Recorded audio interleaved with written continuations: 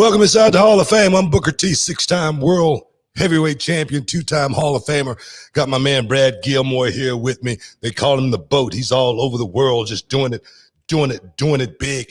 How you guys doing out there, man? Hopefully you guys doing it pretty good as well. It's been a beautiful day here in the city of the H, man. I tell you, man, it was beautiful golf weather, but I just stuck it out, man. Just chilled out all day. It's been a long weekend. I've been filming all over the world, and but I tell you, man, even though I was working, I still got a chance to, check out the festivities. UFC went down this weekend. Boxing on DAZN went down. Boxing on Fox went down. And I tell you, man, AEW is something that people want to talk about.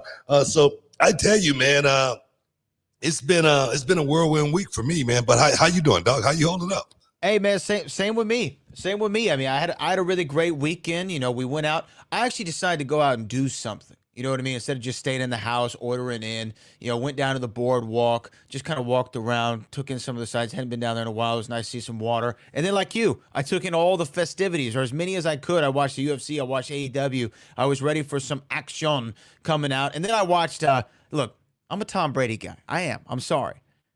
But my man didn't show up last night. You know what I mean? My man didn't show up. You know what it is? What's that? It's time waits for no man. It's just time catching up with him. And the thing is, Tom Brady is great. He's perhaps the greatest that ever played the position. But you lose just a tiny bit of a step in that game, and then the offensive line don't do what they supposed to do.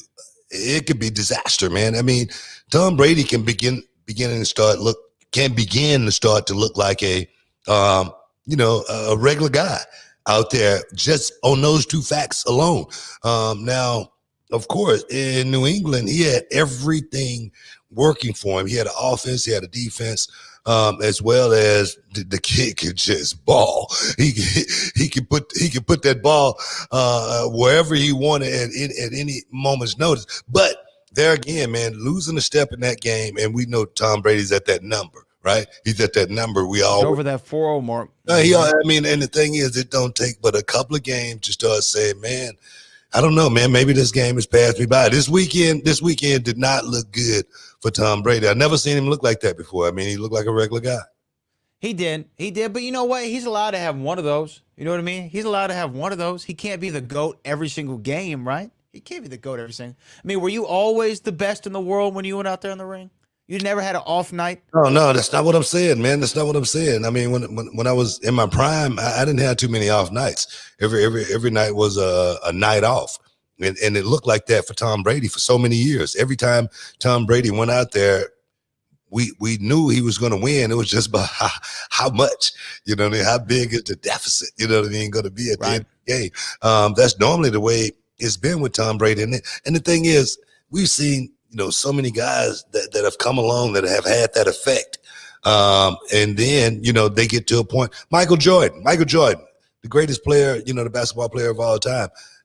Finally Michael, started looking like, a human being at the end of his career. He couldn't fly like he could before. He couldn't hit the 3-pointers. Like he didn't have the stamina, or just to drive, to be able to, keep going. And that's what Tom Brady is right now. To leave New England and go all the way to Tampa Bay. Now, trust me, the scenery is a whole lot better. Okay?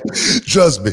I just come from Fort Lauderdale over the weekend, man. I was like, man, after all the years, man, I've been traveling, man. I've been going all over the world, Tampa, Orlando, you know what I mean? Just about every part of Florida. Normally, Fort Lauderdale, we normally drive into it. So I never really get a chance to see it from the air, man. But coming in this week from the air, I was like, man, this is the place to be if you want a little vacation spot.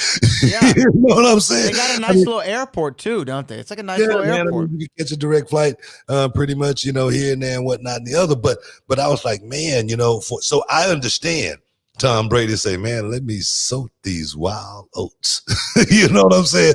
Let me get out here and do my thing in Florida, baby, because it's lovely. The weather is lovely. They got a little storm coming through right now. But normally, It's a beautiful, beautiful, beautiful team. So my thing is, I understand why I'm making the move, as well as the paper, baby. It ain't nothing wrong with going and get some extra paper, just to pad the bank account, because you never know when there is a rainy day a coming. So my thing is, I do not blame Tom Brady for packing his grip, going on a trip all the way to Florida, baby. But like you say, it's gonna be some rough days. It's not gonna be like it was, in New England. Those days are gone, and they're gone forever.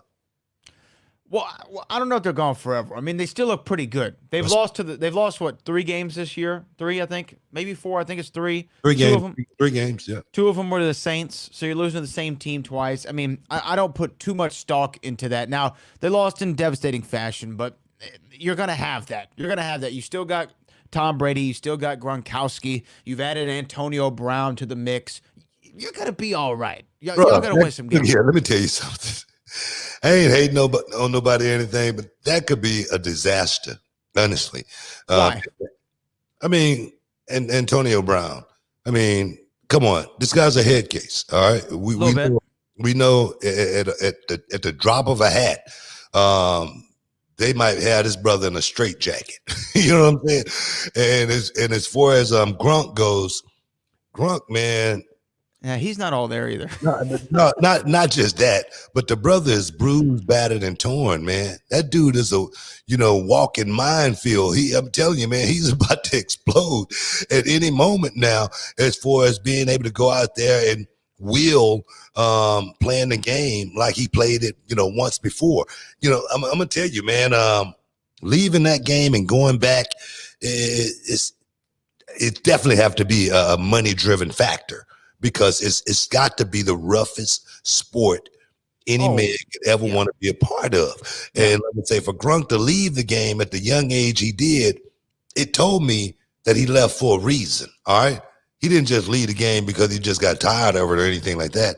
His body was telling him, bruh, you need to, vacate this and get into the entertainment business. That didn't work out for him. Maybe he just didn't feel the rush that he needed, as well as the paper, baby. I'm sure was a whole lot different. You know what I mean? So my thing is, that team, we really don't know what the Tampa Bay Buccaneers is actually really, truly running on. Those 6 games, those could have just been, right place, right time. It could have been one of those type of things. I'm not taking anything away from him. Hopefully he'll go out, complete the season and have a great season, going to, break records. But my thing is, I don't think it's going to happen. I think it's going to be an uphill battle for Tom Brady from these days going forward. Yeah, well, you know what? If this is Tom's last season, maybe then he can just go and play 18 every day in the beautiful golf courses that we find in Florida. And by the way, why don't y'all take the day off and play a fun round of golf with your favorite sports station at the ESPN 97.5 and 92.5 Occasional Invitational, presented by SiteJab.com, benefiting Provision. This year's tournament will take place Thursday, December 3rd at 11:30 a.m. at the Wildcat Golf Club. Each golfer will receive beverages from our official beer provider, St. Arnold's Brewery Company, lunch, dinner, and 18 holes of golf. Register right now at ESPN975.com for that Occasional Invitational book. Yeah, man. The Rockets always played over there at Wildcat, man. I played over there a few times, man. And if I'm gonna tell you right now, you better have your A game when you go to Wildcat, baby, because it is unforgiving, bro. It's unforgiving. But my thing is myself. I'm looking to test myself. So come the weekend, baby. I'm gonna dust off the hammer and see exactly what's happening. You know what I'm saying? I'm serious. We got to take a break, man. We got to take a quick break. Stick around, guys. We got a whole lot to talk about. Make sure you drop your comments. We'll be back in a minute. Shoop.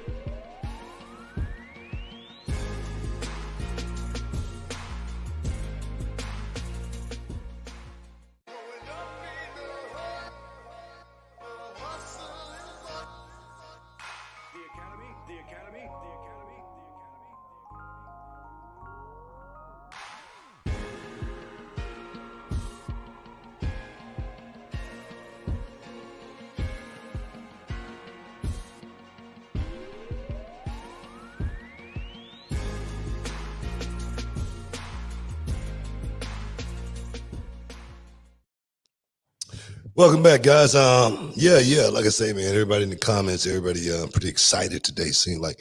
But over the weekend, man, there again, my favorite sport went down. You may think it's UFC, you may think it's wrestling, but it's not. It's the art of pugilism. Two men going out throwing fish to cuffs. Fist to cuffs. That's what that means. And I tell you, man, I was checking out. I don't know if you guys got the zone, the app. My thing is, you never know when it's going to be a fight on the zone. And myself, I'm just glad I got the app when I did. And it's, they're still taking the money out of the bank account, so I'm just letting it roll over because it's always some good stuff. Devin Haney, Olympian, Devin Haney, man, he's right there in that sweepstakes. With guys like Terrence Crawford, guys like Teofimo Lopez, those kind of guys, Lomachenko. He's right there in that sweepstakes. Young kid on the way up, fighting a veteran fighter, Yuri Yarkis Gamboa. Gamboa's been in there with the best of the best, and he's only lost to the best fighters in the world. And he's had a lot of the best fighters in the world, on the back foot at times as well. So for Devin Haney to go out there, go 12 hard rounds with Gamboa, it let me know the kid is ready for a ticket at the dance more than anything. He's now calling out, working with Matchroom Boxing. Is something totally different. Those fighters over there, man, they don't get a chance to mix it up as much with the PBC guys, man, because there's always, some controversy as far as, how we going to do this, how much money, who's going to get the A side, who's going to get the B side, whatnot. But I would love to see someone like a Devin Haney take on a Teofimo Lopez to just spice up what we're doing right now in boxing, because boxing right now is as big as it's been since the early 90s. I'm serious. You think so? You think it's that popular right now? No, I'm serious. I think boxing right now is the resurgence of boxing is as big as it's been since the early 90s, since Mike Tyson had the world on fire as far as boxing goes. I mean, right now. What do you attribute that to, though? Why do you think it's gotten so much, in your opinion, why do you think it's gotten so much popular in recent years? Man, I look at the guys, right now, like, Errol Spence, like Danny Garcia, like Devin Haney, these young guys being able to go out there, Teofimo Lopez being able to bring the sport back to, just like this weekend, I was watching Luis Ortiz versus Alexander Flores on Fox. You know what I mean? It's a throwback to, when I was younger, the Wide World of Sports, ABC, Wide Worlds of Sports, the thrill of victory, the agony of defeat. That's what it was all about more than anything. And now we're actually getting a chance to see that all over again with these young guys mixing it up there again. PBC, Teofimo Lopez calling out, Top Rank. Teofimo Lopez calling out somebody like Devin Haney from Matchroom Boxing, who might want to mix it up with somebody at PBC. Hey, let's make this happen. It's all about what I said when I won the television championship for the first time. It's all about the people. Do you think that, like, UFC making number one fighter versus number one fighter all the time, that kind of style, do you think that that's made boxing have to adopt that model where, promotionally we're going to have to work together if we're going to want to make the big fights and make the big money? Man, I just feel like the UFC blueprint is it's just all messed up. It's just all wrong. But I feel like boxing is is adapting their blueprint. No, I mean, you're finally seeing guys not. like Tyson Fury and Deontay Wilder. You're seeing Anthony Joshua fight these guys. Yeah, but the thing is, they make sure that they get these guys to a certain point before something like that actually happened. This is not a Mickey Gall, Sage Northcutt situation. Teofimo Lopez, this guy has beat everybody to get to the point to fight Lomachenko. Just like there again, Terrence Crawford, he's a top guy. I mean, this guy's been knocking guys out on the way to, greatness. And then finally there's going to be, that mega fight between him and whoever. But these guys do not leave any money on the table. They make sure every dime is calculated as far as how we gonna make sure we maximize our potential as far as how much money we make throughout our careers. And that's what I really feel like is a huge problem with the UFC. I was talking to Dan Lambert just a couple of days ago. I actually did a scene at his house. The guy who is the man behind the machine at American Top Team. And we were talking about stuff like this. Why do these guys actually run it like that? And no one really knows, but that's just part of the game. We're going to get to some UFC talk here in a minute. Glover Teixeira versus Thiago Santos went down. And both of those fighters are Dan Lambert's fighters. You know what I mean? They got to go out there and fight each other because it's all about that paper, baby, at the end of the day. So speaking of all the paper in boxing, and I know we're going to probably talk about this a little bit more in a minute. How much money do you think Tyson's getting for this fight? If you had to guess, because I've been trying to figure out, there's no real report on how much he's getting paid, but you'd have to think it's a substantial amount of money for him to want to get in there, right? Well, we're going to get to that. Okay, I'm sorry. We'll get to that too soon. I don't want to get to it. You're talking about all the money, and I'm thinking about how much money is this? Okay. No. And I'm going to throw you an analogy here in a second once we get to that point. But let's get back to Devin Haney, Yuriakis Gamboa. 12 rounds. Hopefully Devin Haney can step up to that point to be, in the side the square circle, man. 20 by 20, 22 by 22, 24 by 24. I don't care what it is, 30 by 30. I don't care what it is. It just put them inside the square circle. Teofimo Lopez versus Devin Haney. That would be great. And there again, we coming off of just last week, Gervonta Tank Davis. Don't let me forget about him. Let me throw his name in there. A guy who just shook up the whole world, like Muhammad Ali said back in '64. I'm gonna shake up the world in '64 and talk no more. That's what Gervonta Davis went out and did last Saturday night. I got a chance to watch it on television this weekend and up close and personal on the television screen, because when you're there, you miss something. You don't get a chance to see the replay. You don't get a chance to hear the shot like you want to. But so I got a chance to watch it on television, and I tell you, man, Gervonta Tank Davis was in a fight for his life. Watching it on television, it didn't look like that inside the arena. I tell you, it was a fight that literally the eye really couldn't catch, because Leo Santa Cruz, man, that brother was fighting for his life, and then the thing is, at no point was there any quit in Leo Santa Cruz. And then on television, I got a chance to see up close and personal. 6th round rolled around. Gervonta Davis had a big mouse under his right eye. And I was like, oh, man, that thing could get ugly, man. That thing could get real nasty. And boom, of course, he got taken out in the 6th. But take nothing away from Leo Santa Cruz, man. He came to fight, and definitely that fight could have went totally a different way. Leo's corner was saying, Leo, if you could just get through these next 2 rounds, he's all ours. Bam! Let's go home. That's what happened, man.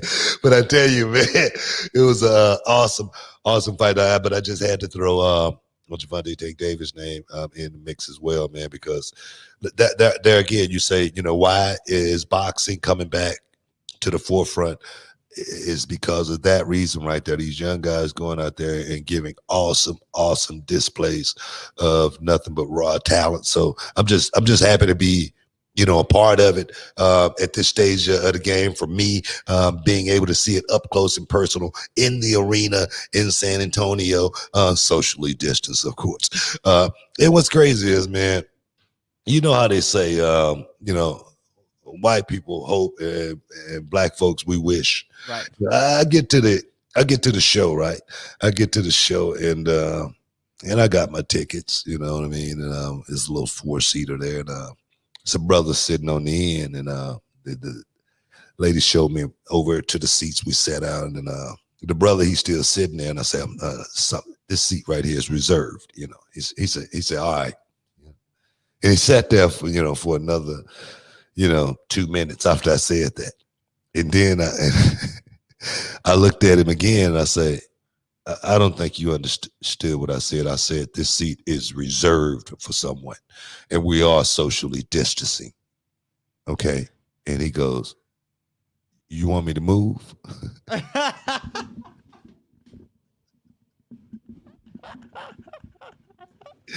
So what you're saying is I need to move. That's what you're saying. You're telling me right now you want me to move? And I go, yeah. Like right now. Sometimes, man, you wish you can flex your muscle. You know what I mean? I ain't too far past the point to where I'm still a little confrontational. Still going to get, mix it up sometimes, especially when you're at a boxing match. You feel the adrenaline going. So even if you can't fight, you think you can. You know what I'm saying? So, brother, needless to say, he packed his grip and went on a trip. Sent him on the groove line. But it was awesome, man. Hey, man, that's just the way it is. It's just weird sometimes. Hey, man, we got to take a quick break. We still got to talk some more boxing back in a minute. Hall of Fame, stick around.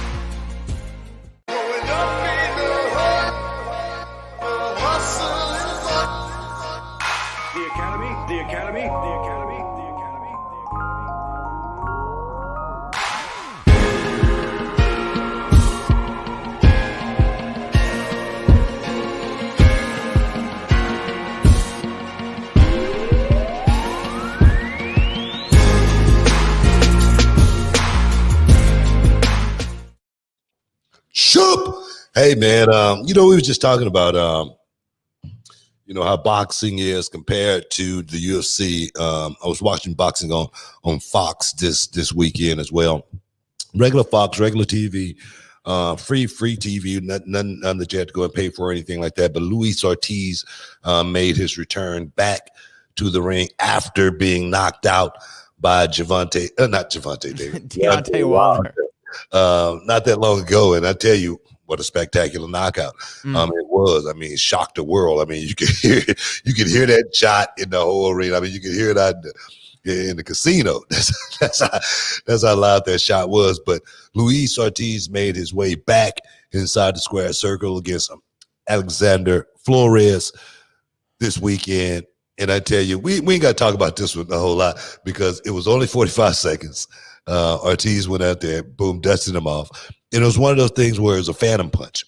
You really didn't see what a punch landed or anything like that. Guy just fell out, went to sleep, and they went to the pay one. What's my check? It was one of those type of deals.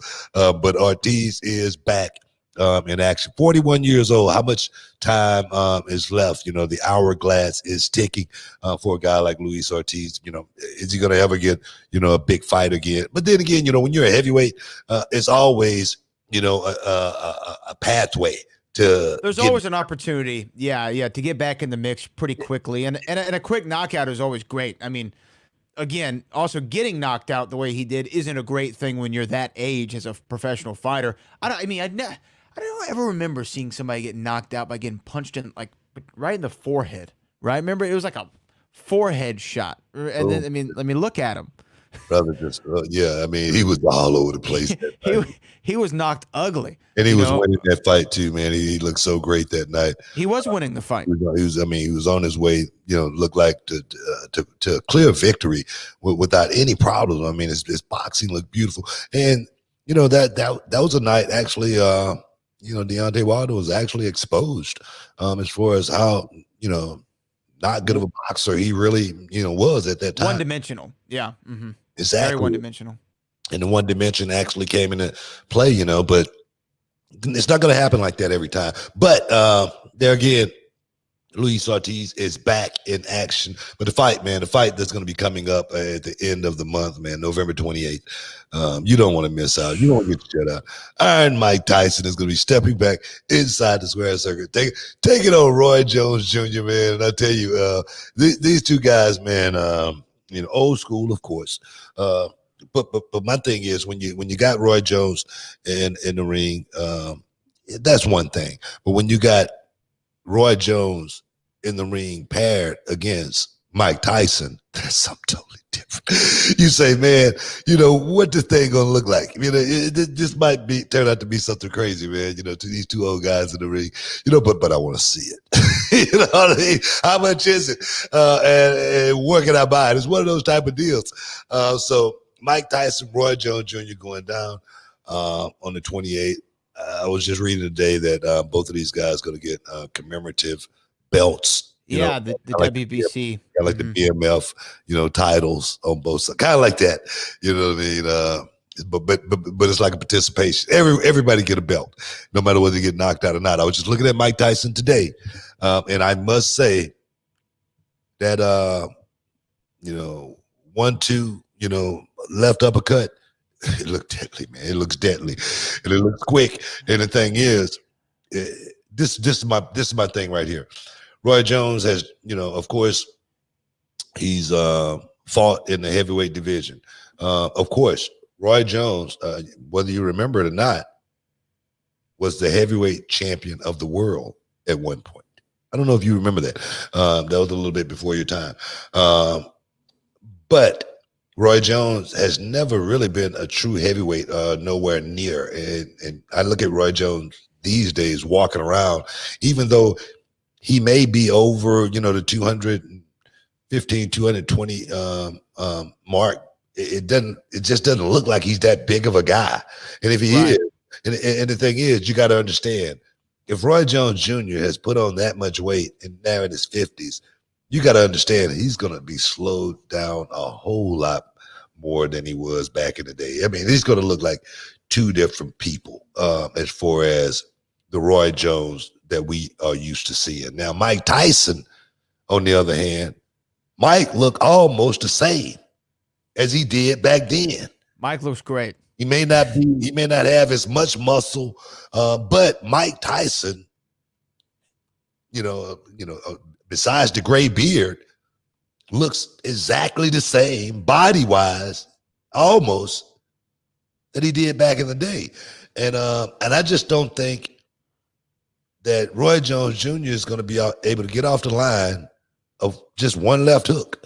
I think he's going to get caught with a left hook, something to the body, and he's going to go down and go to the pay window and say, man, I appreciate you getting me this check, this money, man. I think that's what this thing's going to turn out to be. I think Mike Tyson is going to run through Roy Jones, and it's going to be relatively easy. Yeah, I think Mike definitely wins this fight. You never count out anybody who has a championship pedigree, but if you look at the shape, like you said, that Mike Tyson has got himself in, and how vicious those punches look. Look at this before and after of Mike here. This was Mike on the left side a couple of years ago, right? The man, it was a shell of himself. I mean, look at that. I mean, he's overweight, he's fat. He got up to north of 300 pounds. Mike Tyson did. Yeah. North of 300. And now look at him. In his mid-50s, he's looking real jacked, baby. Look at him. He looks great. Like I said, I was just looking at some stuff today that he just posted, and they were talking about the fight. And they were showing him in the gym training, hitting the pads. And I go, man, Mike, man, I mean, it was only like a 6-second clip, okay? Don't get me wrong. Anybody look quick at 6 minutes, you know what I mean? 6 seconds, yeah.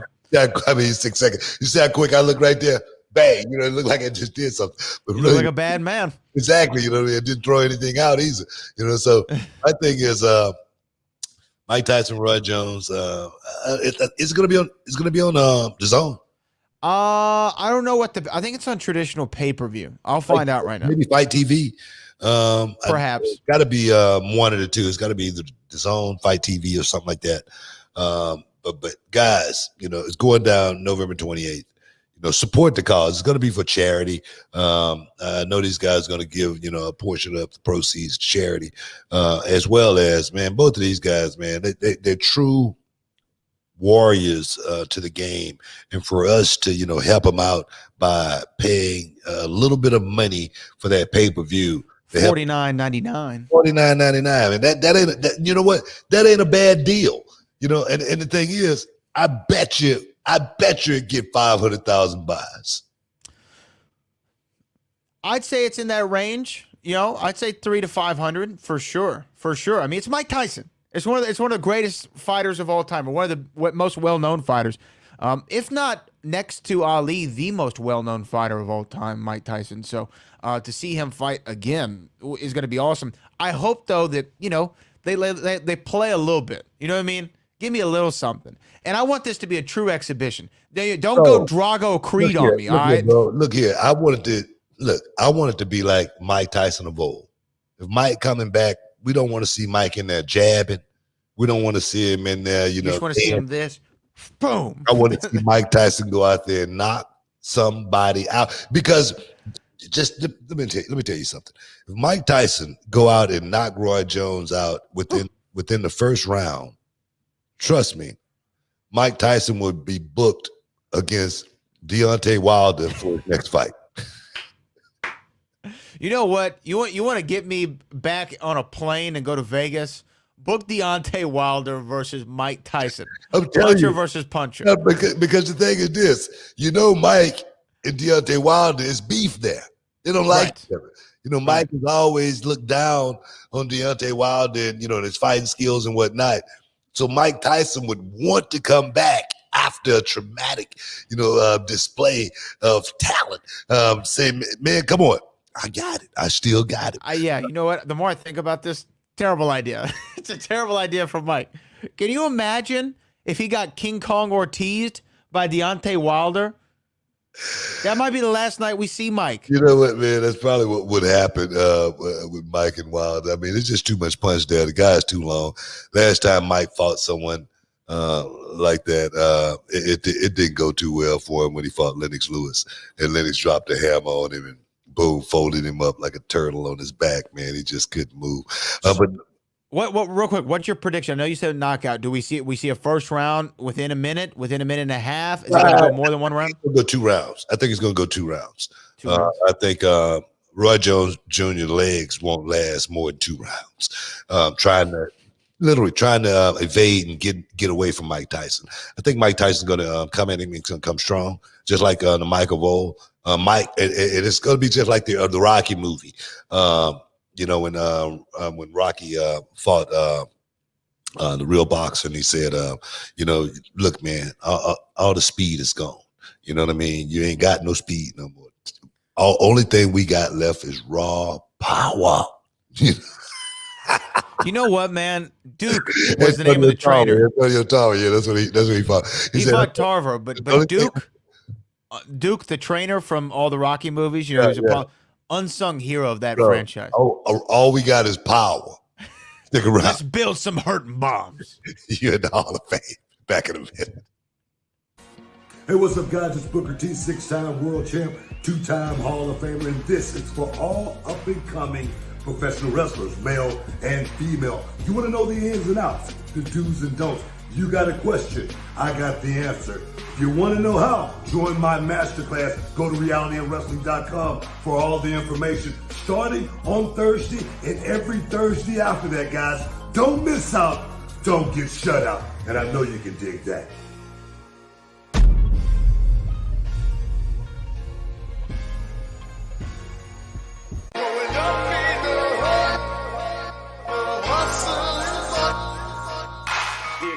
The Academy.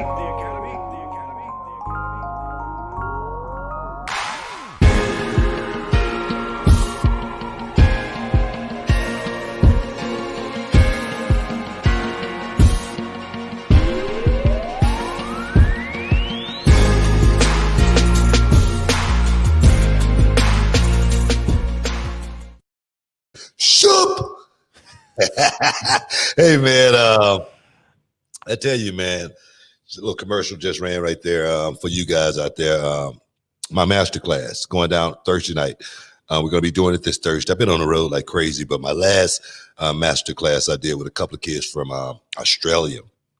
And no, Australia? I think it was from Australia. And man, we had such a freaking cool time talking about this business and the insight these two kids were trying to get was just awesome, man. We're gonna be doing it again this Thursday. And I told them, hey man, you guys really want to tune in perhaps to this next one, because we're gonna be watching some really, really cool stuff, getting some really, really cool insight as far as the do's and don'ts, the ins and outs. The little bitty small thing, creating space is something I always talk about as far as the business goes. We're going to be talking about that on Thursday. Go to realityofwrestling.com, get your information, get in on that masterclass kicking off at 7 p.m. Central Time. Don't miss out. Don't get shut out. It's going to be good. It's going to be real good, as well as, guys, another drive-in show going down this weekend. Right there, 10,000 Emmett F. Lowry Expressway, Booker T World Gym Arena. We're going to be doing it again, guys, just like we did last month with the swing vote. This time, we're going to be doing it this Saturday night, guys. Come out and have some fun. Drive up as close as you possibly can. Hear the commentary on your AM radio station. It's going to be good, me and Brad. We're going to be doing it and having some fun again. Come on and check us out. Yeah, no, it's going to be a great time. And you know what? The thing is what and we've talked about this a lot. The show that happens during the show is always far more entertaining for me than the show itself. So like when we're in breaks here, the things that we talk about in breaks, always hilarious. The things that we talk about when we're off air doing commentary, always hilarious. You're one of these people you like to have a good time. And this is why I wanted to bring this up, because I saw a tweet over the weekend that I had to bring up and ask you about from somebody you know pretty well in the business, Hurricane Helms. Yeah, good friend of mine, man. Shane Helms. Good friend. Friend of the show, Shane Helms, friend of the show, been on before. He's a great guy. He tweeted something out that I want to get your response to. He said, hey, one time some fan got Booker T's phone number and Booker had to change it. But then Booker would prank call that guy every day for a month straight, and he drove the dude effing crazy. Did you really prank call a fan every day for a month? Bro, look, I got 3 phones. You know what I mean? So you forget one of them, that's fine. But what happened was they pranked me, and they did it a couple of times, but their phone number came through. And I was like, okay. These guys just don't know. I'm like one of these guys who don't sleep at night. I wake up 3 o'clock in the morning to go to the bathroom or whatever. I had students back then too, which I gave the number to make sure they would call it, block their number, and just to call them and just to mess with them every now and then. So he had phone calls coming from everywhere, not just me, but I called him so many times. And literally, the guy begged me. Stop calling me. He said, man, please, man, I won't do it again, man. I won't do it anymore, man. I promise. And he never called me ever again after that. What would you say when you would call him? I would say some of the worst things you ever could imagine. I would block the number that I was calling from, so he didn't know what number I was calling from, man, at that time. But I would say some of the most foul things you ever imagine. And I can't even repeat or even think about repeating any of this stuff that I would say. Or I would just breathe, like a little kid, like a stalker. Do stuff like that. So I literally ran him crazy, man, because he would cut his phone off after a while, you know what I mean? But as soon as it came back on, he was getting the same thing. And I ran him crazy, man. So, and the thing is, it didn't bother me, I was having some fun. It was kind of fun, actually. Charmel was literally like, what is wrong with you? Are you crazy? What is your problem? And I was like, man, I'm just, payback, man. Payback is a mother. It's a mother. So would you do it on the road? Is that how Hurricane knew about it? I can't remember how Hurricane found out about it, but it was, like I said, no, I did. It started at my house. I'm getting the phone calls, and then, like I say, I don't know what it was when the number came through, and I called the number back and someone answered it. And I was like, how dumb is this guy? You know, that's what I was thinking. You know, I was like, you know, how dumb is this guy to call me and didn't block his number? You know, so I was like, okay, I got his number. You know, I just made sure, and I just called it as often as I possibly could. And I would call it, like I say, from several different phones. I might be at the school doing something, I'd call him, you know. So it's just crazy. Yeah.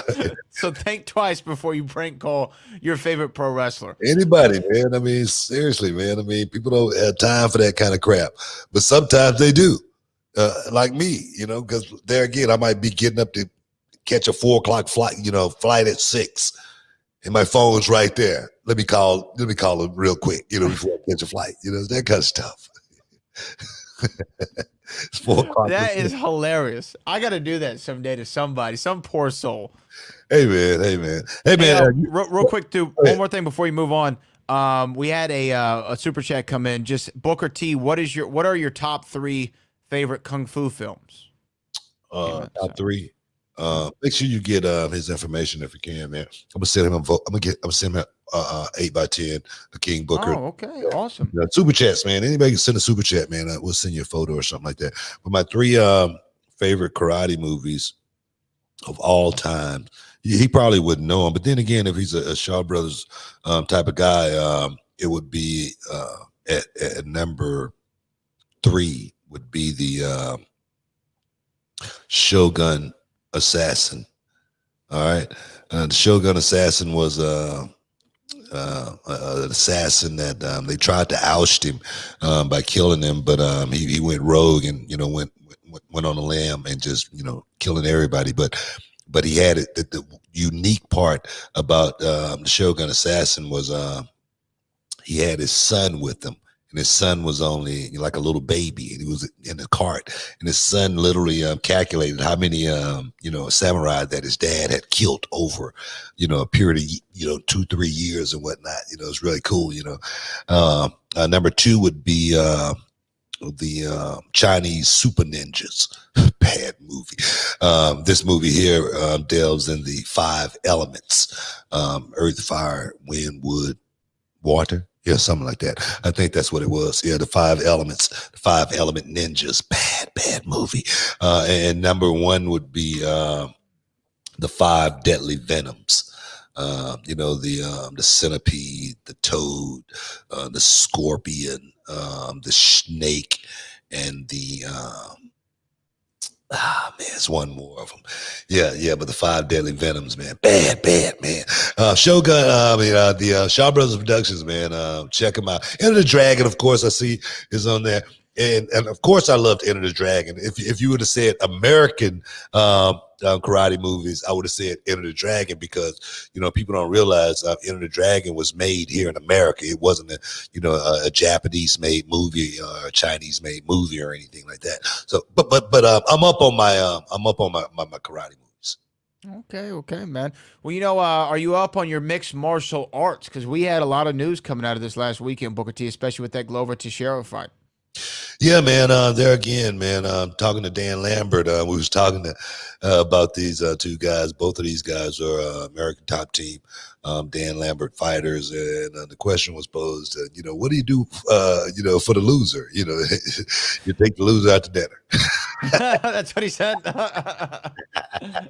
You know, take the winner out. He won. You take the loser out.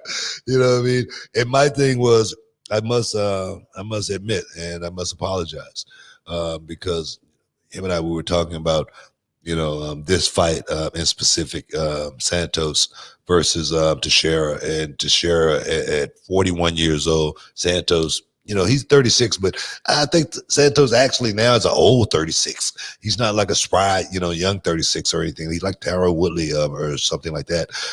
But I definitely picked Santos still to win this fight, because we've seen Thiago Santos actually go out and look spectacular at certain times. Look like he could actually be a champion with no problem.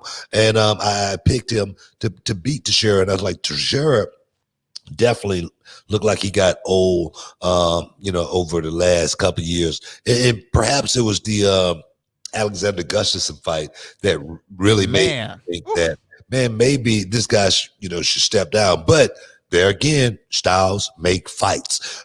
Just because you beat this guy don't mean you're going to beat this guy. Just because you lost to this guy don't mean you're going to lose. That's what fighting is, and that's what was so unique about this fight right here. Watching Santos versus Teixeira get hit with a big shot, looked like Santos is going to roll right through it. Then that's where the game gets really complicated. And Teixeira said, let me go to my ace in the hole, my plan B, my wrestling. And then, boom, the game shifted to the favor of Glover.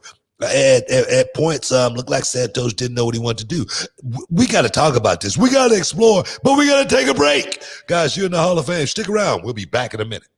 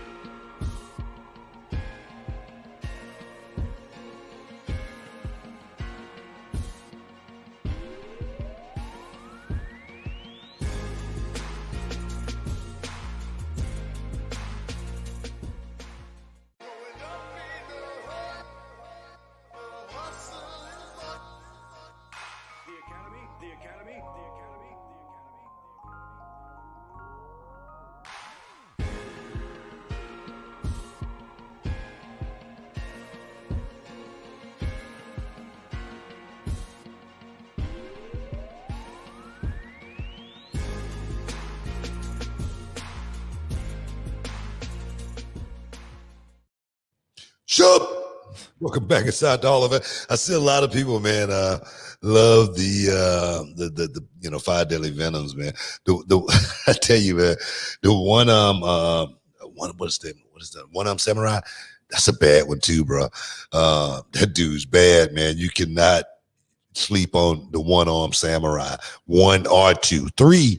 I didn't like, but 1 and 2. Another one, man. Another one. I'm gonna give you guys some game on. The Street Fighter, featuring Sonny Shiba. Oh man, not the Jean-Claude Van Damme. No. Let me tell you something. I'm talking about the original Street Fighter 1 and 2. Featuring Sonny Shiba. Sonny Shiba, I think Sonny Shiba's still alive right now. Today, I'm sure that. But he was an actor in Japan, but he actually did all of his own scenes. So he was like Bruce Lee type, but I don't even know if Sonny Shiba actually really knew how to do karate. But it always falls under my theory to you have to act like. And I tell you, go check out Street Fighter, bro. One of the baddest movies. I got it downstairs on VHS. I think I'm gonna pop it in tonight, just to reminisce, man, because it's a cool scene where him and this guy is fighting in prison, in a prison cell. But Sonny didn't kill him because they had to duel later on. In the final scene, they duel, and it was in the rain on this boat. And I'm holding my fingers like this because that's the way Sonny used to hold his head. Oh, here's somebody that's the side. Man, you got to check it out, man. You got to check out the Street Fighter, bro. Man, well, you know what? I'll go to a local pawn or antique shop so I can get a. I'm serious, man. You hear that right there? Somebody just died. Well, I'll make sure I go to the antique shop so I can get a VHS player so I can borrow it from you. You can look at it on YouTube, all right? You ain't got to be trying to mess with me because I got it on VHS. I know it's I just love how you said it so. I like it on VHS because it makes me go back in time, okay? It reminds me of the Majestic Metro down on the Majestic OST. That's where I'm going with this. Booker wants to see no clarity, no definition, no real good color. It's got great clarity. It's got great clarity, man. What are you talking about? I just watched it the other day.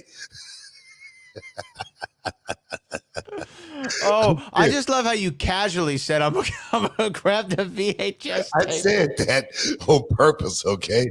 Don't think I didn't say that. And don't think I just said, I don't know the last time I watched the VHS. I said that because, look, man, I got an audience out there to entertain. All right? I got people like you to make you move without actually telling you what I'm going to say before I say it. It's like a wrestling match. It's like act and react. Oh, Okay? that was That's funny. what this is. This is the Hall of Fame. This ain't like one of these mock shows where they write everything down for their co-hosts. Look, man, just follow my lead and I'll lead you to the promised land. We got a lot of people in the chat.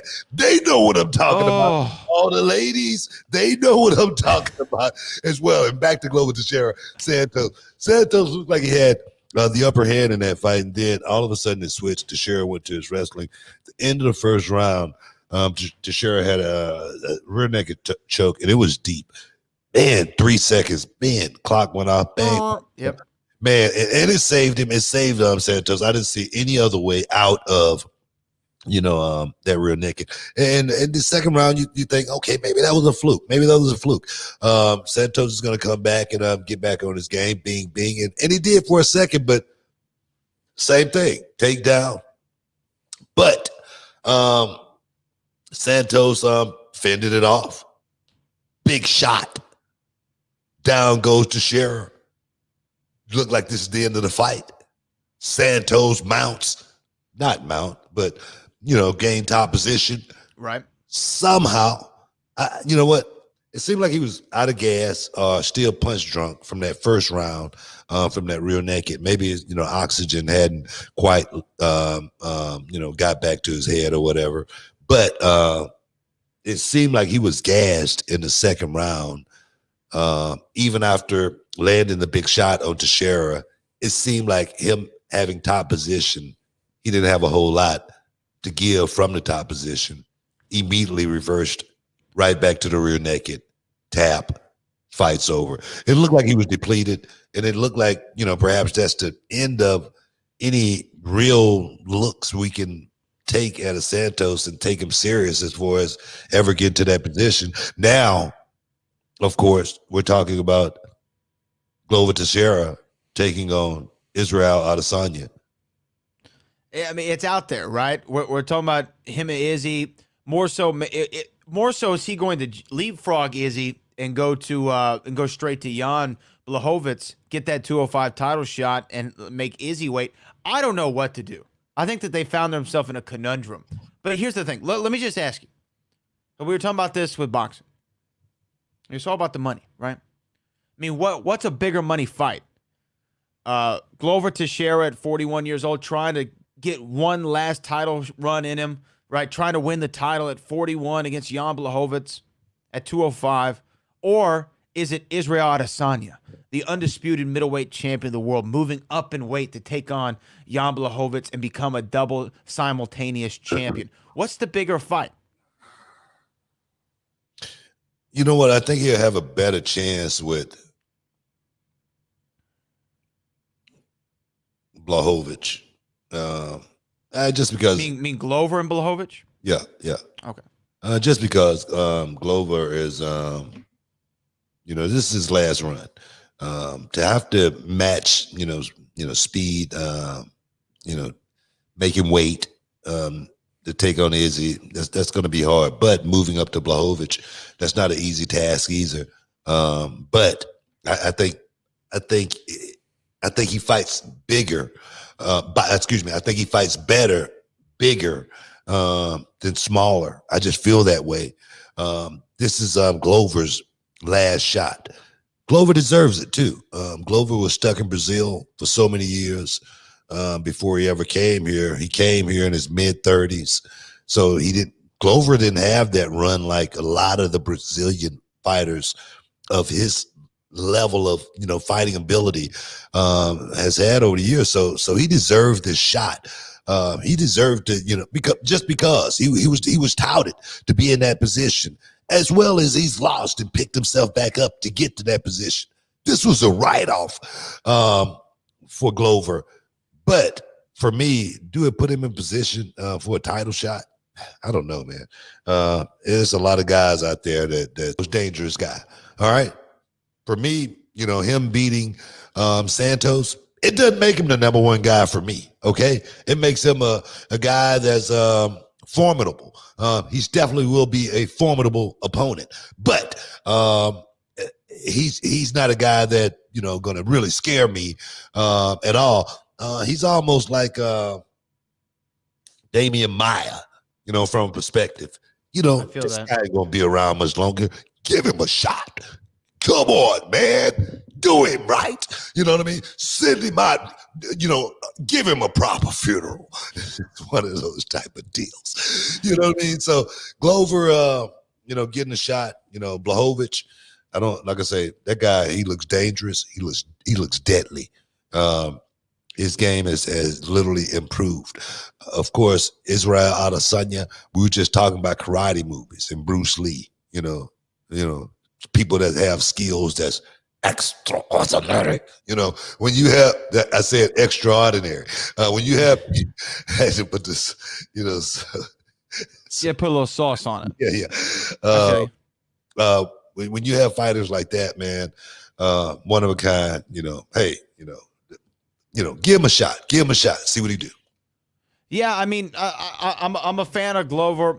I'm a fan of the guy just getting another shot. You know what I mean? I'm always a fan of the old man getting one last attempt at everything. One last run. One last run, which it's actually something I want to ask you about here in a little bit when we get into wrestling. But for Glover, look, he's going to lose to Jan. That's just what's going to happen. He's just going to lose to Jan, right? So you let him have that title shot. He falls off on his sword. You let him get the one last moment in the sun, and then let Izzy and Jan fight it out. Izzy gets the 205 title. Then we can get John Jones back to light heavyweight, and we can make some money, Booker T. Hey, man. Hey, let's do it. Let's do it. I mean, it's all about the paper, baby. It's all about getting paid. I see somebody here talking about the original Street Fighter. Indeed. You say it was in Kill Bill. I'm going to tell you, man, Sonny Sheba, man, you guys, if you're not up on your karate movies, Sonny Sheba, go and check him out. The brother was bad in Street Fighter 1 and 2. You know what? I didn't see Sonny and a whole lot of other movies as far as karate movies, but Street Fighter 1 and 2, the original. Bad man. Go back and check it out. If you can, man, pull up the poster for Street Fighter so we can show the people when we come back from taking a break. Hey, guys, we'll be back in a minute. Stick around. You're in the Hall of Fame.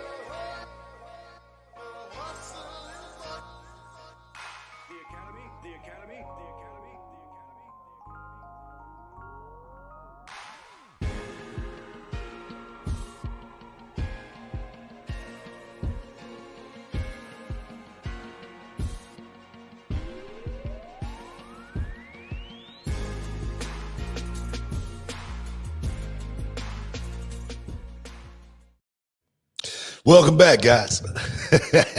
Yeah. So, what are you talking about, man? What was we talking about? Well, we do have a super chat that I want to get to real quick before I forget. Eric Church said, "Hey, Book, would you like to see the WWE scrap the 24/7 title and bring back the TV title and have it defended across all brands? Brad, is this profile?" Oh, this is my guy who was mean mugging or something last time.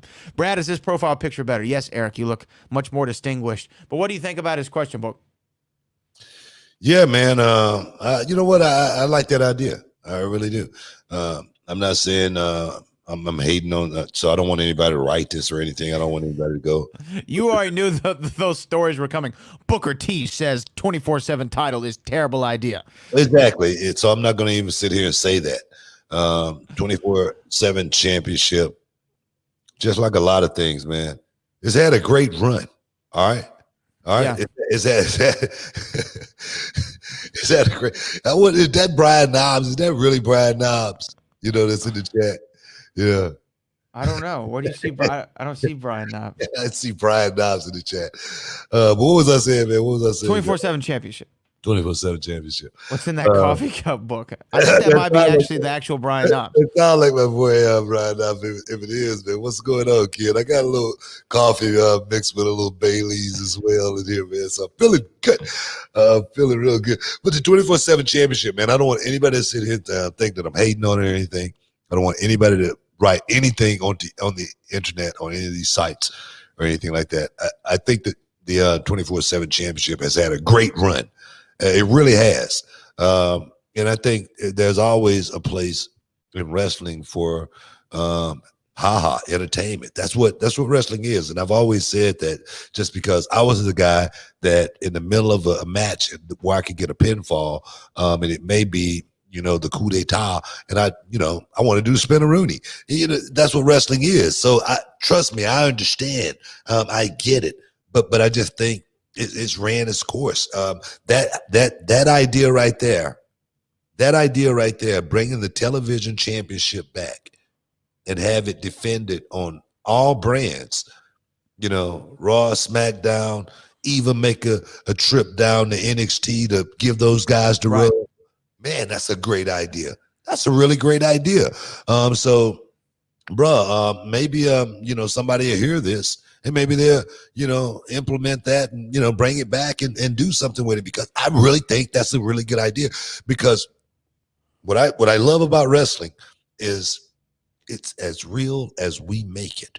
Okay. Now, for me, when I won the television championship, I won it from Disco Inferno. People could have looked at it like whatever. But for me, it was my first real shot at singles gold. The world television champion. That's what it was. The world television champion. That meant, man, I'm representing everybody on television. You know what I mean? Everybody on TV, I'm their champion, that's watching, so that's what, whether they thought that or not, that's what you were thinking. I'm serious. You know what I mean? So when Jimmy Hart, I remember it clear as it was yesterday, man, he's running Saturday Night TV. He said, man, I can't get any of these guys to work Saturday night, man. They all want to take off and go party and whatnot. And I told Jimmy Hart, man, I wish I had Jimmy on the show. I said, Jimmy, I'm your guy. I said, put me on every Saturday night, okay? I'll defend the television championship every Saturday, because I knew I was finna get myself on the map. I knew I was finna put myself right there in the game with all the players, because whether I was a world champion or not, I was gonna go out there and steal the show and make people say, man, y'all need to start looking at the TV title matches, man. Those are the guys that's really going. So it gave me a platform. So I like that idea. Right now is the IC championship that guys look to get that bounce off of. But I think this is a moment we can make the IC championship even bigger or the United States championship, make those titles even bigger by adding that one little ticket, that one little nugget, the world television champion. Oh, man, I think it's a great idea. It's money. I like the idea of having a television championship within the WWE in general. My only qualm about it is, even if you were to do away with the 24/7 championship, my only qualm about it is there are way too many titles now. I think there's like 17 championships right now just in WWE alone. And when you have that many, they inherently can't feel as special individually. So if you add another title, I'm like, okay, so we have a U.S., we have a North American, we have a Intercontinental, we have a television champ. I mean, that's already the North American is in NXT. I mean, it's not. You're talking about this being defended in NXT, though. No, I said the TV championship. That's what I'm saying. Yeah, that's what I'm saying. So I'm saying there's all these titles already that are, I don't know. I mean, how do you differentiate one from another? The champion. Well, obviously. No. That's what I mean. No, that's what I mean, because boxing. They got the WBA, the WBC, the IBF, the IBO. Those are the four main bodies in boxing. WBC, WBO, IBF, and WBF, right? WBC, WBA, IBF, WBO. Those are the four main bodies in boxing. 4 titles. 4 world champions. Okay, they got 4 4 different world champions, okay? 4 different promotions. So with wrestling, I don't see any reason why you know, of course, the tag team champion, of course, the world champion, the intercontinental champion, because you know, we're a company that's, you know, representing, you know, so many different countries, you know, as well as the United States champion, and then just to add that little nugget, the television champion. I don't think that's too much. I really don't. Yeah, I mean, I see what you're saying. I really do. I really see what you're saying, but I just don't like the concept of having another title. Now, if you were to take away some and then have the TV championship, I've always loved the television title. I've always thought it was a great concept. What do you want to take away? What do you want to take away? I don't know. I mean, that's the thing. What do you take away? away? You take away the 24/7 championship. You take that away. Yeah, I mean, I guess, but I don't know. Then you make it the wrestler's title. You know what I mean? The guy that the workers man, the blue collar man. You know, so many guys. I would only be cool with it. I'd only be cool with it if it was defended every single show. No, like they had to do it every single man. show. Like I say, when look, you got to hear what I'm saying here, man. I hear what you're saying. I got these big headphones. I hear you. Here, what I'm saying is, for me, I made a statement that I was a TV champion and I was going to defend it every week on television, and went out and gave the fans those great matches, not the matches where guys coming out and popping their leg, not any of that stuff. Okay. I know that's going to make the internet, you know, but really going out and making the fans feel like they're, you know, on 54th and Broadway watching Shakespeare. You know what I mean? You know, Phantom of the Opera, Romeo and Juliet, looking for the encore, the bravo, you know, making the, you know, because that's what I miss about the business. You know, I'm gonna tell you right now, you know, watching Bret Hart and Shawn Michaels, or watching Bret Hart, you know, versus British Bulldog, man, that stuff was real to me. I was like, good God, this stuff is unbelievable. And I know what professional wrestling is. I understand. Harlem Heat versus the Nasty Boys. Oh man, Harlem Heat versus Nasty Boys, man. St. Pete, Florida, for the tag team championships. We beat the hell out of Knobs in the back one night, right? We beat him down so bad, thought he stole something. His partner Sags, he come along, find him in a trash can. We out in the middle of the ring waiting on these guys to come out. Come on out, we can't wait. Here comes Sags. Sags come out without Knobs. Knobs, he's beat down. They got to send him to the hospital. That's how bad this beat down is, right? So Sags come out. He tries his best to take on the Harlem Heat in a 2-on-1 situation, but it's just not working out for him. Things are going downhill very, very quickly, if I may add. And we're putting the boots to this man like you have never seen before. We're putting the boots to him so bad, we warned him to say, please, please, please, just don't beat me anymore. Just when we got him to the break where he's about to say, please, somebody with the referee just have to do his job, have the wherewithal, the understanding and know-how to just jump in and stop it. Here comes Brian Knobs running from the back. Now, mind you, picture this. You got to get this in your head. You know the Nasty Boys, they wore the shirts, right? They wore the shirts with Nasty Boys on it and whatnot. Right. You know, and so instead of Knobs taking the shirt off, he just told the doctor just to tape everything up. So he's got his shirt taped up. I don't know why. You know, I don't know. Maybe he didn't want to show his abs. So we're beating the hell out of show his abs. We're beating the hell out of Sags. Here comes Knobs, and I swear to God, St. Pete for the tag team championships. I started laughing my ass off. I'm laughing so hard because I can't believe he's running out here with the tape around his shirt. Knobs, finally, Sags get the big tag to Knobs. Knobs come in, he cleans house. Bing, bing, bing, flip, flop, and fly. 1, 2, 3, after getting Nasty size, Nasty Boys win the tag team championship. My brother and I roll out of the ring, we're still laughing so hard.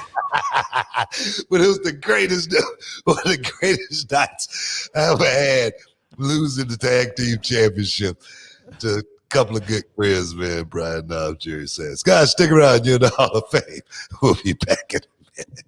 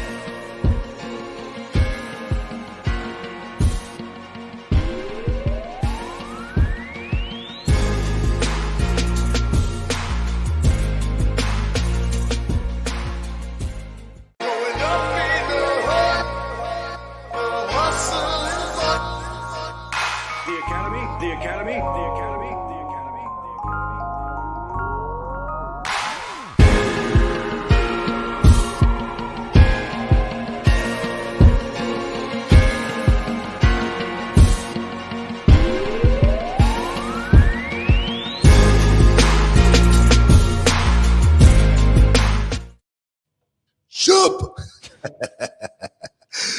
Yeah, man. Heck yeah, man. Welcome back in the Hall of Fame, man. I was looking at some stuff on my good friend Lance Storm, man. He's always posting stuff, man. And he always say, man, just imagine if we would have been in the main event, you know, that big match him and I had. Instead, I can't remember who it was. You and Buff instead of Buff Bagwell. Yeah, instead of me and Buff, how it would have been. And I tell you, man, I can tell you, man, Lance Storm. Let me give him props. One of the best pure wrestlers that has ever put on a pair of boots. He really was that good in the ring, and he was one of those guys that, you know, that just know what this thing is really about. It's intricate detail. It really is. It's got so much going on, so many bells and whistles to actually be able to go out there and do it, and the guy that, you know, across from you, make him understand even more so what it's about. It's very, very, as real as it possibly be. And there isn't a better guy that I've been in the ring with. There isn't a better talent than Lance. I tell you, man, great guy. Yeah. We should still get Lance on the show, because he's always got really interesting things to say, even about the current product and, you know, what he sees. And I just love when people think differently than I do, and he thinks differently. He's like me in a lot of ways. It was, you know, the way we think. I always say, you know, guys like Lance, you know, guys, you know, that a lot of the guys that went to that Stu Hart's dungeon, all Canadian guys. Mm-hmm. It seemed like I went to the same school that they went to.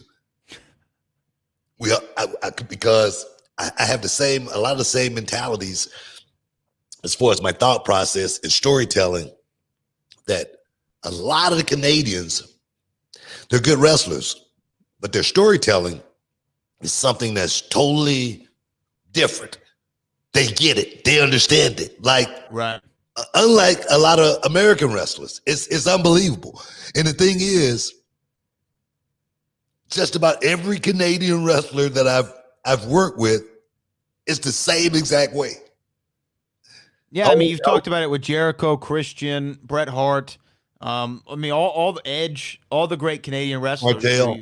Yeah, Martel, the model Martel. So it is something I always love having the debate that it seems like the greatest wrestlers of all time either come from Canada or they come from the state of Texas. It's one of the two.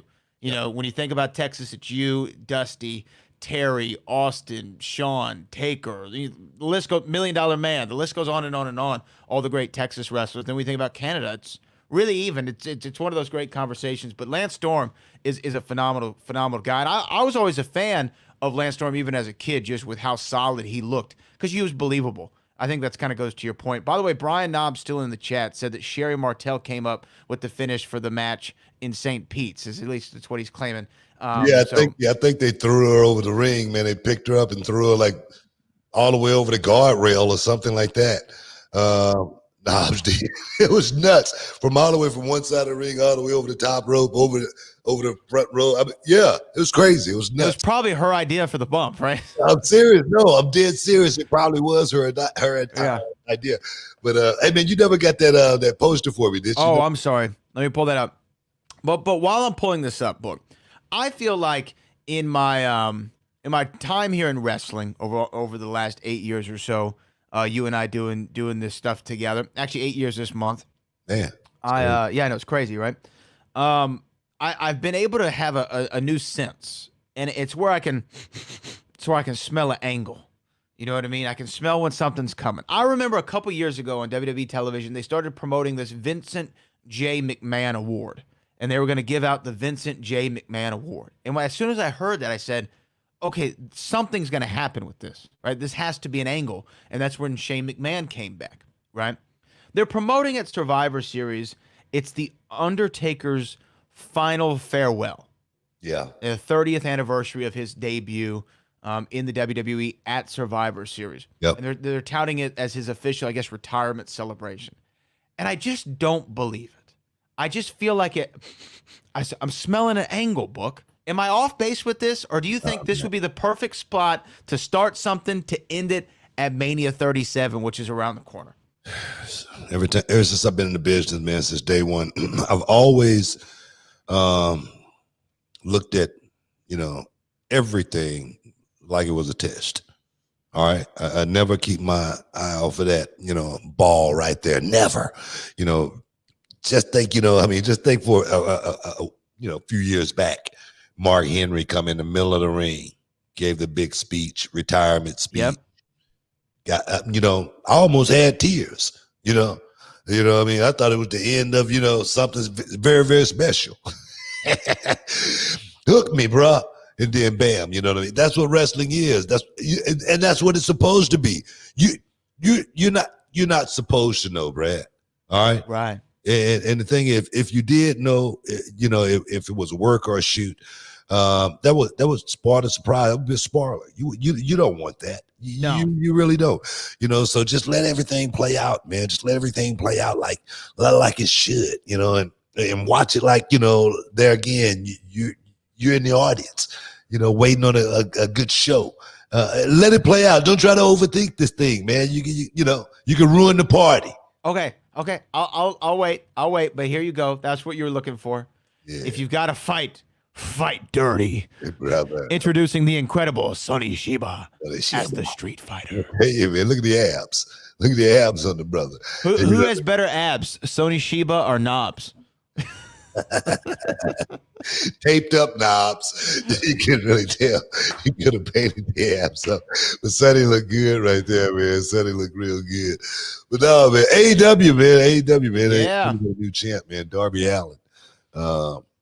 Cashed in. Now he's what, new TNT champ. He's the new TNT champion. He defeated the newly named Cody Rhodes. Yeah, Cody Rhodes officially has the Rhodes name back, and that was good, I think, for him. And TNT championship. Darby Allin. Man, you say you watched it. I didn't get a chance to see it, man. Well, what'd you think about it? Was it a good show? I mean, did it put on a good? Yeah, overall the show was rather good. What was interesting was there was 3 matches that I think I'd like to highlight. First off, this one, Cody Rhodes and Darby Allin. I think that Darby Allin is on the precipice of being their first original star. Because they had Kenny Omega, John Moxley, Chris Jericho, the Young Bucks, Cody Rhodes. All these guys were names made somewhere else, either in WWE or New Japan or wherever. Yeah. I never heard of Darby Allin before AEW. Maybe I'd seen his name somewhere online, but I never really saw any of his matches. And when I first saw him, I said, this guy's out of his mind. But he is able to tell a really good story when he's working with somebody, especially like Cody Rhodes, who has learned from the greatest that you can learn from, his brother Goldust, his father Dusty Rhodes, of course. And I think that Darby Allin's going to be their first major star. I think that people are going to look at this guy in AEW like fans look at Jeff Hardy or in WWE. I see a comparative between the two of those guys, and I think he can be their first crossover star. No, I saw Darby. I think it was Maryland Championship Wrestling. I think before I ever saw him on television or anything like that, and I thought he was very, very unique. I actually talked to him and was telling him, about how unique he was and whatnot. And but he was, even that first night I saw him, he was still like reckless and dangerous, and but sometimes. I'm not going to sit here and hate or anything like that. Sometimes when you're young, you got to be able to put yourself out there to be seen. And sometimes you got to do some crazy stuff. Mick Foley, right? Mick Foley. I mean, just for instance, I mean, great choice right there. But Mick Foley, you got to be able to put yourself out there in order for someone to really say, man, let me take a look at this guy. Maybe I could, use that, and then enhance it and make it better, and whatnot, so I can't sit here and hate on you young guys if they can go out there and do it and pull it off. If you're just playing games like some of these, guys I see on these independent shows doing stuff and almost kill themselves, stuff that they shouldn't be doing because they have no idea what they're doing. But when you watch someone like Darby go out there and do it, and he's done that cough and drop several times. He's gotten away with it. All right, brother, if I'm a promoter can you do that coffin drop? And how high can you get? You know, that's what I'm saying as a promoter, because he's done it, he's gotten away with it. It's something that he obviously can control. Right. So yeah, let's do that. If he can do some of his other stuff and get away with it, yeah. But of course, if Darby Allin made it, someone like WWE, they would try to slow him down, of course, just to try to get a little bit more longevity out of him, just because he's not going to be the superstar of the show all the time and whatnot. But I agree with you. He is a guy that first impression is the impression you get when you see Darby Allin. It's a lasting impression. You go, man, this kid look like he got something. Yeah, give him props. Give him big props for being where he is. Because, and I say that is because I know just a short time ago where he was, and it was nowhere near primetime television. So give him props, man. This business is vast, man. It's wide, and it's got a whole lot of moving parts. And to see someone like Allin make it, big props to him. Stick around, guys. You're in the Hall of Fame. Back in a minute.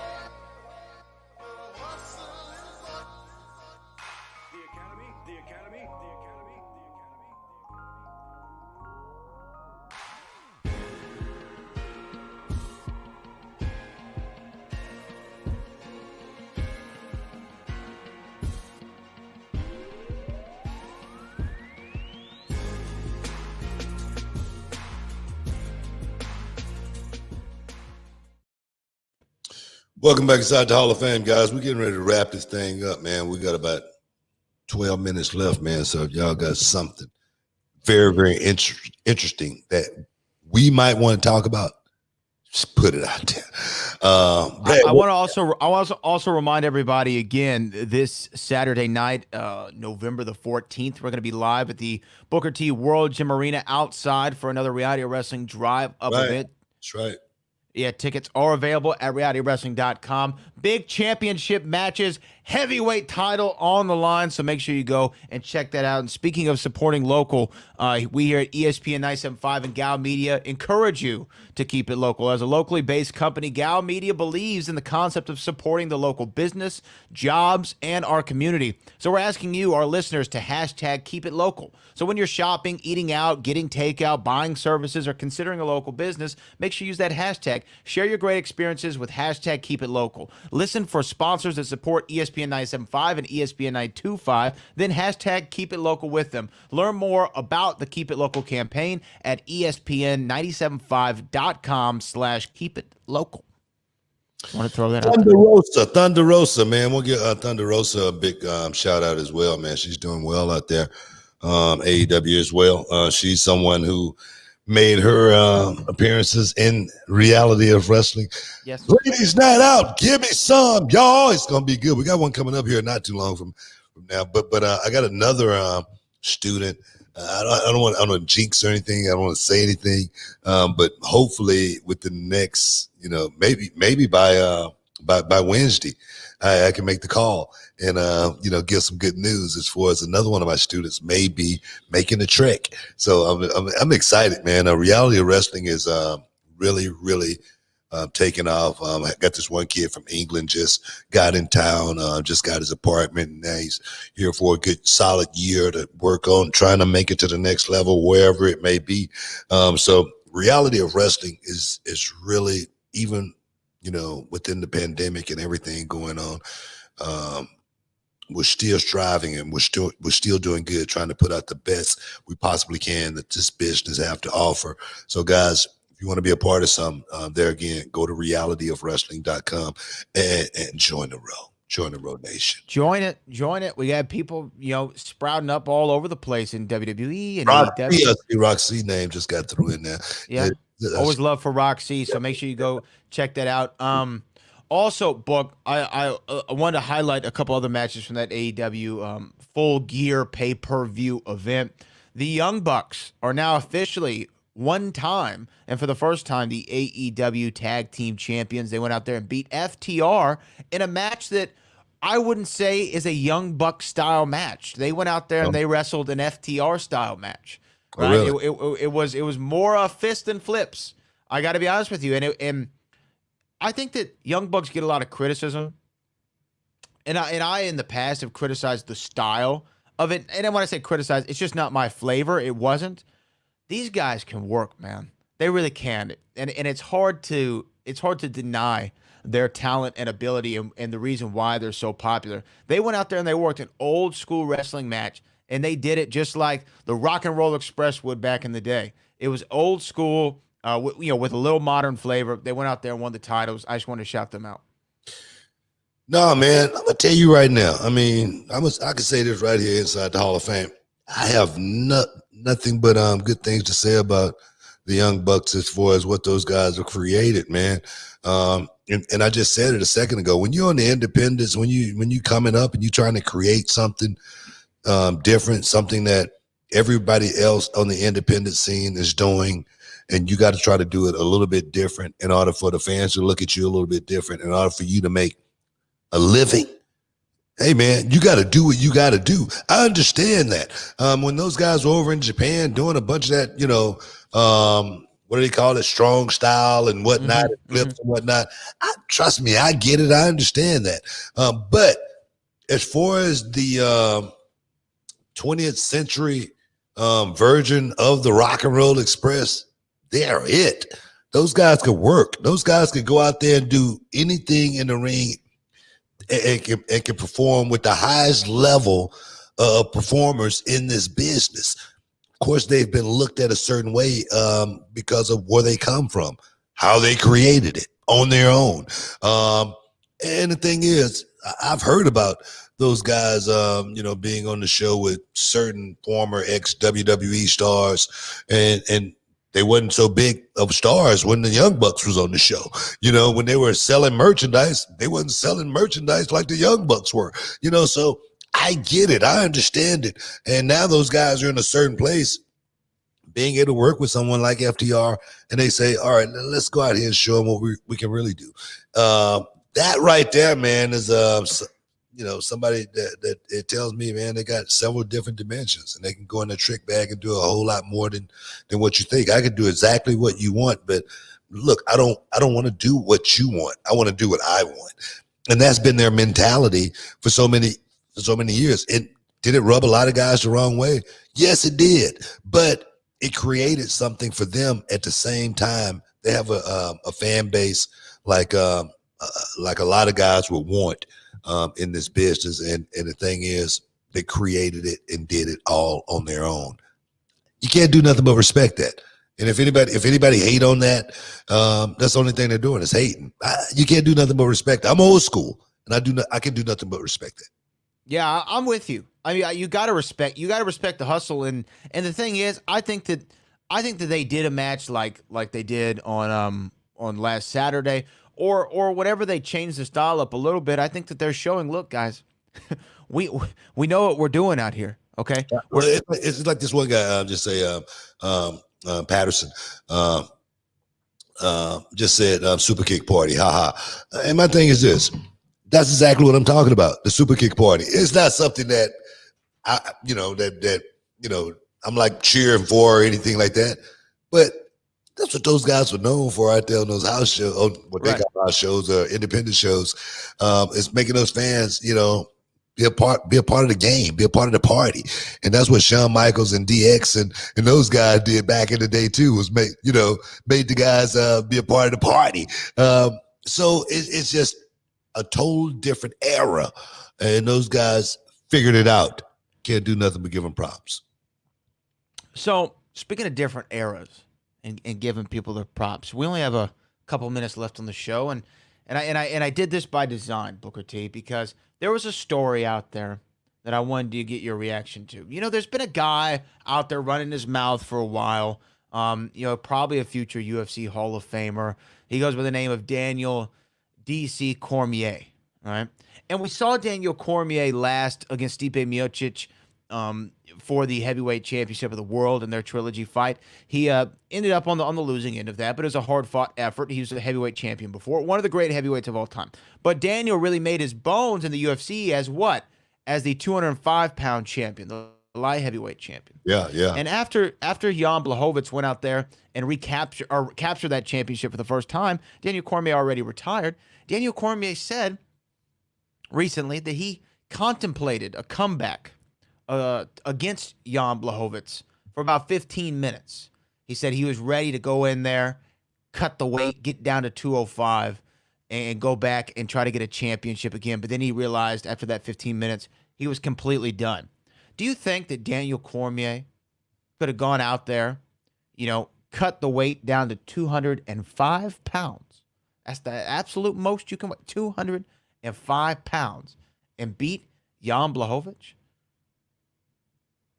I'm gonna tell you like this, man. Tell me. Look here, and this on the real. This on the real right here. I ain't finna sit here and play games or anything like that. Daniel Cormier, like I said, I watch what this brother do. As far as throwing hands for quite some time. The guy's an Olympian, Strike Force. Facts. When he got in that Grand Prix, no one picked Daniel Cormier to go out there and win the whole thing, especially with the players that was in it. And then to step into the UFC, people still doubted Daniel Cormier. Now, Daniel Cormier, say what you want to say as far as John Jones, that could be one of those anomalies. Styles make fights. But Daniel Cormier has always been a top guy. Daniel Cormier talking about coming back and taking on Jan Blachowicz. Now, Jan, we just saw what he did in his last fight.